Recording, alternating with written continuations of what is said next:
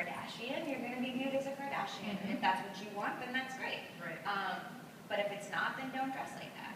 And you can look at any number of stars and see that they're making choices. Miley Cyrus, you know. Yeah, and changing their images, like, you know, greatly.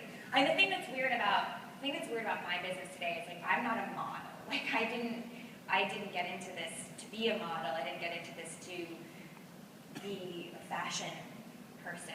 You know, that's not why. So when I was a little girl, I didn't like dream of being in Us Weekly. You know, so so that's a weird part of it. You know, that you have to think about what you're wearing. And if I don't wear the right lipstick, they're gonna get mad at me. And, you know, that's kind of an unavoidable part. Because you are recognized, aren't you, when you go out? Yeah, for sure. So you have to be aware of what image you're projecting. Definitely, yeah. I mean, I don't really, you know, I don't like wear makeup all the time or care that much about it.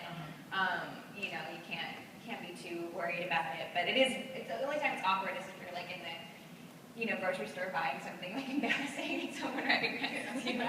Takes a picture. Yeah. All right, let's see. Do you approach your career with a certain goal in mind? Like, I know probably some people here hope to be vice president of their companies, or, you know, want a certain position, or, you know, in a corporate world it might be a little more defined. Do you have a certain career goal, and if so, what is it? I think for me, I just want to continue doing what I love and getting the opportunity to do it and work with great people. You know, yeah, we don't have positions like that in my world. You know, we don't have those little markers where you go that I made vice president, right? I succeeded in this way. That's more kind of vague and undefined. But I think that, you know, so for me, it's just a matter of continuing to work with great people. Like, I never thought I would be on a TV show without advertising. That's not something I would have, you know, dreamed of doing, and it ended up being amazing. So for me, there's no, like, sort of set goals. It's just a matter of continuing to get to do what I love. And does that include Broadway film? I mean, do you want to go back and forth? Do you now not want to be in TV for a while? You know, I'm open to anything. I mean, TV is so good these days. Yeah. It's not like it used to be where it was so looked down upon. It's so good. It's often so much better than film. Yeah. I mean, in film, I feel like you either have big blockbusters or you have teeny tiny films, and it's very hard to find something in the middle. So television is so good now that I would never ever turn my back on it. I'd be stupid to do that. But I also love theater and I love movies, so, you know. Up for anything. Yeah. That's a good position to be in, I'd say. How do most people react to Peggy Olson? You know, we said they recognize you. What do you hear most about your character? What strikes a chord with people? It's funny because it's changed over the years. First, they thought she was weird. People didn't quite like understand what her deal was, and she was so awkward and naive, and then over the years it's changed so much. And my favorite thing that I get now is respect from the female professionals. That's of all ages, but I love sort of in the 20s, 30s, and 40s, and you get women to say, you know, that, oh my God, I just had that happen to me, or I've had women say to me from when Peggy left SCDP last year and she left Dawn, I've had women come up to me and say that inspired them to go and do the same. Which I'm like, sorry. So that's cool for me. And it's also kind of scary because you have women coming up to you and say like, yeah, you know, that I've had that happen, and you're like, oh, that's not good, or they still feel like there's a bit of a boys club that exists that they're not a part of. And, so that's sort of the negative side of it. But mostly it's women saying that they see themselves in her and they are inspired by her. By her character. Yeah. That's something you can be proud of. Yeah. Yeah. Has the marketing of Mad Men been a success, do you think? Do you like how it's been marketed, since it's the marketing group? I thought I'd ask a marketing question. Yeah. I do. I think that they did a really good job. I think it's interesting because it's the same thing as we were talking about before. There wasn't a lot of money. You know, it was on a network that nobody knew. It just showed movies. It was a show about advertising, which, you know, no offense, but In the 1960s. in the 60s, so people were sort of, that's never been done before, and people didn't know what it was. It was slow, and it was like, you had to really watch it, and dark, and like a lot of smoking and drinking and doing all these things you're not supposed to do. And, so I think that they did a really good job, but I also think that the show was really good, and it was a good idea, and it was a good product. And they just needed to see it. They just needed to see it. So they did a great advertising campaign. In the first season, we had great ads, and we used an Amy Winehouse song, her big single at the time, the No Good or whatever it is one. And so that was a very popular song. I can't believe they got it. And that was all over the ads. And then we had this big subway campaign in New York, down in the subways. And cool ads and cool packaging and everything. So AMC did actually a kind of incredible job for, I think, the amount of money that they probably had, but it was a good product, and that's what sold it. And then things grew, like the Banana Republic line of clothes. Yeah, It really seemed to branch out too. Yeah, totally. And how about for you being part of such a big cast? Was it hard for you to kind of make yourself known, or was that ever an issue? Did you have to? Honestly, it was one of those things where we didn't even know. We made the pilot, and then it didn't get picked up for, we didn't go back to the first season for a year. And then pretty much every season afterwards, it was always like, are we going back, are we not? So it wasn't a matter of like me trying to make my character bigger. It was like, are we doing the show for a long time? Yeah. And then I've also had never had any problems with, you know, my character on the show, and I've always had a lot to do, so it's been fine. But another thing I was going to say about the earlier question was that we, at the time that we started Mad Men, we didn't have the social media world that you have now. We didn't have, maybe Twitter is around, but it wasn't like it is now, you know, so we didn't do any of that. There was no Twitter campaign, there was no Facebook campaign, there was nothing like that. So it's been interesting for us kind of coming through the show and seeing all of that happen, and we just have never ever participated in it. It's probably another reason why I don't do it, is it's just I've never participated in it. You know, now I hear other actresses who are doing live tweets during their show, and I'm like, you do? That would kill us if we did that. The creator of our show, Matt Weiner, he'd be so upset. You've got to do it at some point, though, I must say. The Twitter? Yeah, the Twitter. I call it the Twitter. People's tweets. They're funny. That's hilarious. Yeah, no, they're really funny sometimes. I go on and I'm like, this stuff is funny. Yeah, people are really clever. People are clever, but I'm just, I don't know if that's my You're thing. a lurker for now. You're just lurking. Yeah, I just spy. So how about the evolution of your character? I think we've sort of addressed this, but you're happy with how Peggy has evolved? Because she really has evolved. Yeah. You have not been a static, one-dimensional person. Of all of the characters on there, it seems you've grown maybe more than anyone. Yeah, she definitely has. I mean, I think that by virtue of the fact that she starts out when she's 20, and now she's 27, it's kind of, she's grown up on that show. Yeah. And so by virtue of her age in that time period, she would be the one that changes the most. But I love, the idea too of that it's a true story of feminism in the workplace, in the sense that there's no glass ceiling, there's no phrase, the glass ceiling. She doesn't even know about that. She reads an article in the newspaper that the women are now getting equal pay, and she's like, oh, I should go ask for that. But there's no, to me, it's what women really did. They just wanted to have their ideas heard. They had good ideas, and they wanted them to be heard, and they wanted the chance to get to do what they loved. So for her, it's not about breaking through the glass ceiling and taking the men down and becoming an executive. It's just about, this is what I love to do. I should be given the same opportunities as the men are for my ideas. And the worst setbacks are when her ideas aren't acknowledged, or Exactly. they're said to be somebody else's, which is the most crushing blow of all. Absolutely. My work. Yeah, when they're taken away from her, which for anybody would be crushing, So for me, I love that she's had that story. I love that she's gotten a chance to to have more power and to have her ideas heard. But she's also had more romance this season. Yeah.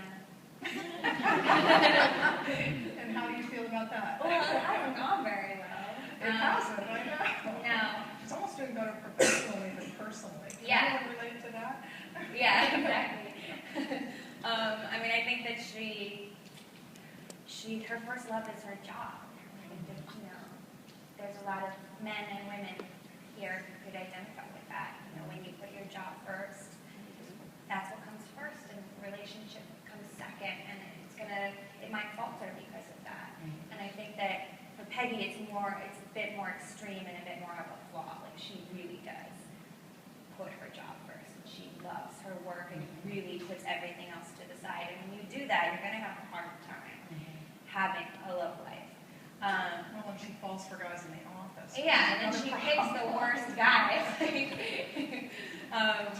Which we all know. Ted seems like a good guy, but don't tell us, don't But spoil he's us. married. It's not the greatest. Like, almost there. He's like a good guy, but he's married. She's getting there. Okay. Has the show given you insight into the world of advertising? It's definitely put me involved in it in a way that I never thought I would be. I mean, I never expected to be at an event like this. It's sort of it's not something I probably still shouldn't be here, but it's definitely given me this weird inside look and getting the opportunity to talk to people that I never would have really necessarily, they wouldn't have wanted to talk to me. I'm just thinking about that whole world and workplace issues, I think. Yeah, for me, I always think of Peggy, and I think of a lot of advertising as writing, and that's where I kind of make the connection. I think that Peggy's a writer, and that's where she starts out. She starts out with the first idea that she comes up with is copy, and that's where she starts as a copywriter. And I think that she's a writer first, and I think that's for me, that's what a lot of great advertising comes from. It's great writing, a great idea. The creative is obviously, since Peggy works in creative, I think it's the most important. And so that's where I identify with it. I think of it more as writing than anything else. As opposed to account work or the more cutthroat aspects. Yeah, which is something that my character isn't really involved in. No, you're right. But that idea of having something put in front of you like baked beans or ketchup or something so boring, and you just have to kind of find a way to make it interesting and make people look at it. To me, I don't think I could ever actually do that. Like, to me, that's such a skill. And then having an interesting way for people to see it in a way that they haven't seen it before. And to really connect. And to connect with it, and when it works, it's brilliant. Yes. When it works, it's amazing, and it becomes art. And sometimes so simply. Yeah, absolutely. Which It doesn't have shows to be a again big and again. deal. Yeah, it doesn't Just have to the be a beauty big of it. thing.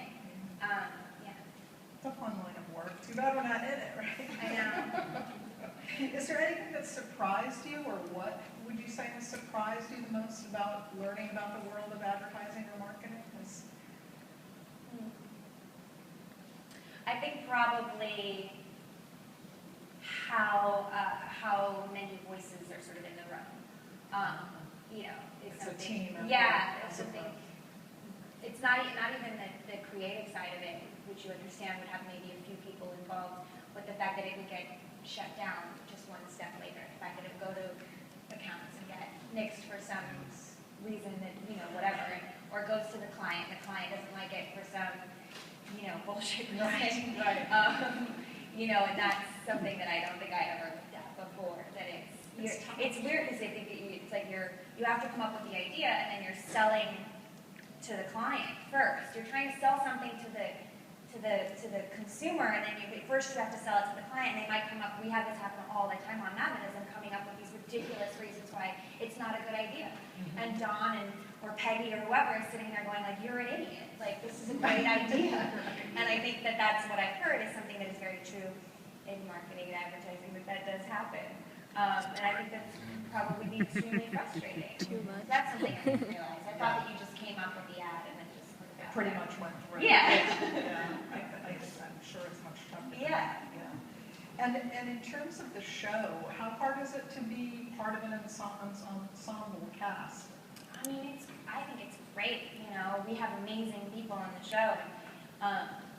We all have a huge amount of respect for each other. Mm-hmm. You know, we all kind of think that the other person is really good, and we like to watch other people's scenes and compliment them, you know, when we see them. And so it's great because it's not all, you're only as good as the people that you're working with, that old thing. And we've got great people that we work with. So I think it's for me, it's always been an ensemble show. For me, there's Don, the lead guy, and then it's the rest. I feel like it's very much an ensemble. It really is Yeah. centered around him. And Yeah. we've seen people sort of come and go a little bit more Yeah. and less, but Mhm. for the most part. Now, do you, is it true that John Hamm has been kind of a mentor to you? Yeah, yeah. I've heard that. Tell us a little bit about that. And is it professionally or personally or both? I mean, Kind of both. We have a sort of similar John-Peggy relationship, except he doesn't yell at me. He's much nicer to me than Don is to Peggy. But that's because he's not my boss. He's been a very good friend to me. He's given me great sort of personal advice, and he's also given me great professional advice. He's one of those people that I've, in the past few years, have gone to, going, should I do that, or should I do this, or what do you think of that?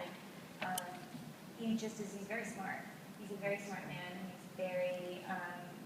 he knows me very well, so he knows what I want to do and where I want to be. So he's somebody that I trust his opinion.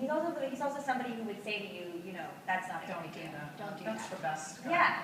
Don't do that. You don't need to do that. Or you should do that. You know, and I think that he's also been a good friend to me personally as well. Has been there for me. That's nice to hear. Yeah. And are there other people on the show who've been like that, or are you friends with other women? I'm definitely I'm definitely closest with him, but we're all friends. I know that sounds like, well, yeah, of course she's gonna say that, but we actually are. They're all pretty great. They're all pretty like cool people. Like everyone's really funny. Everyone's got a great sense of humor. Everyone's professional. Everyone's pretty smart. And so we all actually, some are closer than others, of course. Yeah. Christina and I are probably closer than me and January, because January and I don't work together as much. But over 6-7 years, you do become somebody's friend and you get to know them more. So it's like a family. We're like brothers and sisters, you know. I'm probably closer with most of the guys because I work with them the most. Right, in the scenes. Yeah, so like, you know, John and Ham and Slattery and Vinny, but I'm really close with Rich and Jay, who plays Stan, Ben, who plays Ginsberg. Those are like my boys. You know, I'm sitting around for hours with them. Right. You know, so those are my guys. How has being on the show most changed your life, would you say? I think most changed my life. I guess in a way, visibility, you know, definitely like being somebody who's more recognizable, being somebody who's, you know, people know who you are and say things to you. Yeah, but you know, so definitely that is really the biggest change. But then also more opportunities. I was You going know, to say, it must have opened some doors for you. yeah, like this is a business.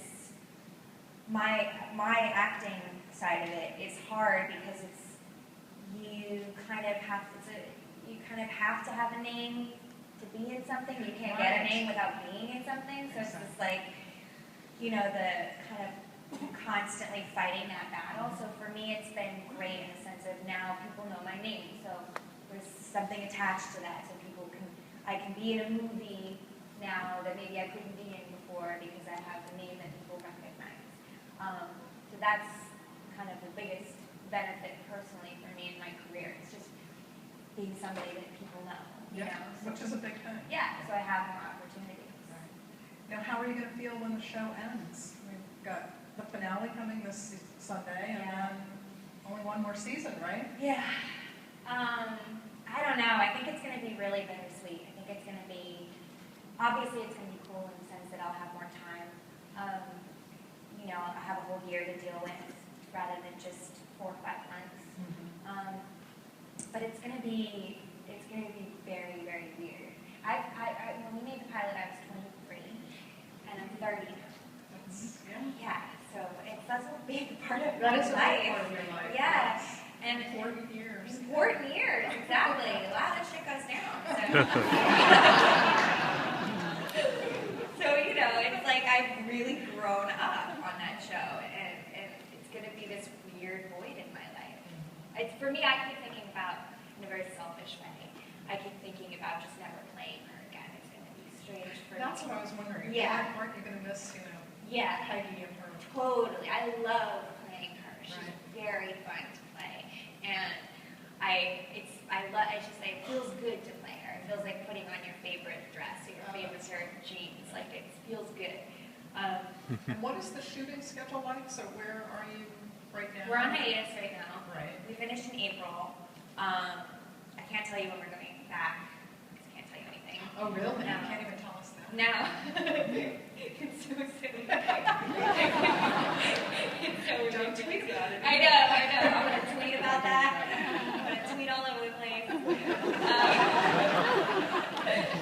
But yeah, I remember last year when I left SCDP and I was at CGC, like they kept, nobody knew if I was coming back and was I going to be on the show? Right, that's right. You thought you were gone, right? Yeah, and I kept saying, like, I was like, yeah, I can keep it secret, like, as long as possible, but, like, isn't there going to be a point when, like, someone asks me where I'm going, and I'm like, I'm going to work, and they're going to know that I'm back on, and I'm on Mad Men? Yeah. So at some point, did they say, okay, you can luckily, talk? Matt came out and said, He runs that with a tight fist. This is why I was surprised about the live tweeting thing. This is what I'm saying. Yeah. When this girl, this actress, who's on Shameless, Emmy Rossum, she was like, we live tweet during the show.